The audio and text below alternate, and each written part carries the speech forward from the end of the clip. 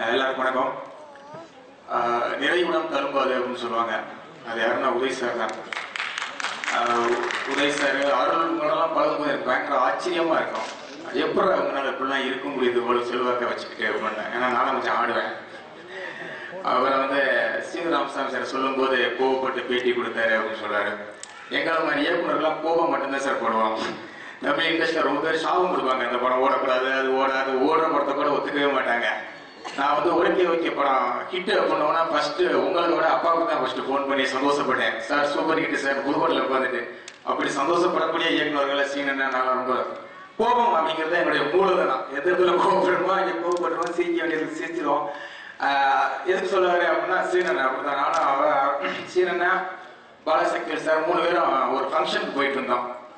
அப்போ நீர்ப்புறையை பற்றி நாங்கள் கூட எங்கள் படத்தை பற்றி பேசவில்லை, அவர் தான் பேசிக்கிட்டே இருந்தார். ஒரு கட்டத்தில் பிரமாதமாக எடுத்துக்கிட்டா தம்பி, ரொம்ப நல்லா வந்துருக்கா தம்பி, உதய் சார் பயங்கரமாக சந்தோஷப்படுறாரு தம்பி அப்படி பேசிட்டே இருக்காரு. அப்புறம் அவர் யோசிக்கிறார், ஓ நம்ம படத்தை நம்மளே அதிகமாக பேசிக்கிட்டு இருக்கோமே அப்படின்னு சொல்லி கண்ட்ரோல் பண்ணுறாரு. அப்புறம் திருப்பி என்ன காரில் போயிட்டே இருக்கோம். திருப்பி அவன் சீனை கொஞ்சம் துணுறான வந்தான் தம்பி, ஆனால் நல்லா எடுத்துக்கிட்டான் அந்த படத்தை அப்படின்னு சொல்லி உண்மையில பயங்கர சந்தோஷமா இருந்தது. ஒவ்வொரு கேரக்டரும் சாமியா படத்தை பற்றி சொல்லுவார், சமுத்திரமணியனை பற்றி. அது பத்தாவதுக்கு என்ன அப்படின்னா தம்பிராமன் என்ன சொல்லுவார், அவரோட மீட் பண்ணும்போது தம்பி இந்த நீர்ப்புறைன்னு ஒரு படம் சீன் கொள்றாண்டா அப்படின்பாரு.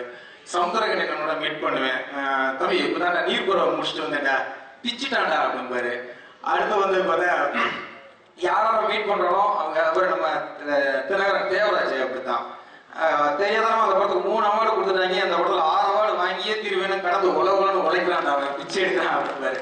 ஸோ பயங்கர மனோஜ் சார் சொன்ன மாதிரி பயங்கர பாசிட்டிவ் தாட்ஸ் இந்த படத்தை பற்றி நல்ல தாட் வந்துகிட்டே இருக்கு.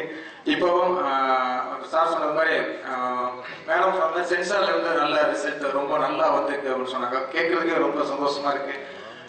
கண்டிப்பா ரெட் ஜெயின் மூவிஸ்ல போட்டாவே கிளாப்ஸ் அடிக்கிறது இன்னைக்கு தெரியல, அது புதுக்கோட்டையில பார்க்கும்போதே கிளாப்ஸ் அடிக்கிறாங்க. கண்டிப்பா இந்த படம் இதுவாக இருக்கும். அதே மாதிரி பாலசுப்ரமணியன் சார் அதையும் உங்களையும் சொன்னாரு, அவன் கொஞ்சம் ஒரு மாதிரி இருந்தான்டா, நான் பயந்து நம்ம செட் ஆவானா பிச்சுட்டாடா தம்பி, நீ அடுத்த படத்துல கமிட் பண்ணிடுறானே அப்படின்னு சொல்லி உங்களை பற்றி சொல்லிட்டு இருந்தாரு.